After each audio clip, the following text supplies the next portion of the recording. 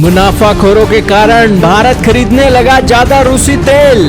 फिर बौखला गए डोनाल्ड ट्रंप के करीबी पीटर नवारो। आए दिन कोई ना कोई स्टेटमेंट देते रहते हैं।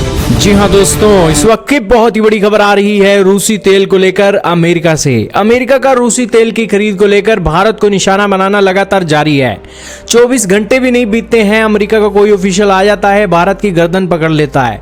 अब व्हाइट हाउस के सलाहकार पीटर नवारो ने आरोप लगाए हैं कि भारत अमेरिकी डॉलर का इस्तेमाल कर सस्ता रूसी कच्चा तेल खरीद रहा है।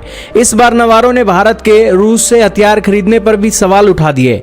एक दिन पहले उन्होंने यूक्रेन संघर्ष को मोदी का युद्ध बताया था, लेकिन अब रूसी तेल के ऊपर उन्होंने मुनाफाखोरों की गर्दन पकड़ ली है। एक के बाद एक कई पोस्ट में पीटर नवारो ने लिखा कि भारतीय निर्यात पर राष्ट्रपति ट्रंप के 50% टैरिफ अब प्रभावी हैं।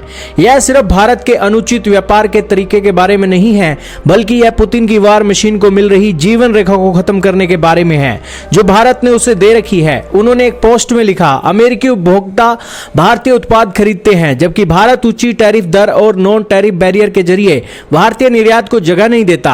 भारत हमारे डॉलर का इस्तेमाल रूसी कच्चा तेल खरीदने के लिए करता है। एक पोस्ट में उन्होंने लिखा, यूक्रेन में रूस के आक्रमण करने से पहले भारतीय निर्यात में रूसी तेल की हिस्सेदारी 1% से भी कम थी। आज 30% या 15 लाख बैरल प्रतिदिन से भी ज्यादा हो गई है। यह इजाफा घरेलू मांग की वजह से नहीं है, बल्कि इसे भारतीय मुनाफाखोर चला रहे हैं और इसके लिए यूक्रेन में खून और तबाही की अतिरिक्त कीमत चुकानी पड़ रही है। उन्होंने लिखा कि भारत की बड़ी तेल लॉबी ने दुनिया के सबसे बड़े लोकतंत्र को बड़े रिफाइनिंग हब और क्रेमलिन के लिए ऑयल मनी लॉन्ड्रिंग के लिए इस्तेमाल होने दिया है। लॉन्ड्रमेंट उस जगह को कहा जाता है जहां वॉशिंग मशीनें मौजूद होती हैं और नागरिक सिक्के डालकर उसका इस्तेमाल करते हैं।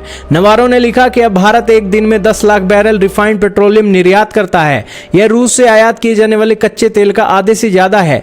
इसका पैसा भारत में राजनीतिक रूप से जुड़े ऊर्जा क्षेत्र के बड़े खिलाड़ियों के पास और पुतिन के युद्ध में खर्च हो रहे खजाने में जाता है। खैर दोस्तों, अमेरिका इस हिसाब से भारत के चिट्ठे खोल रहा है।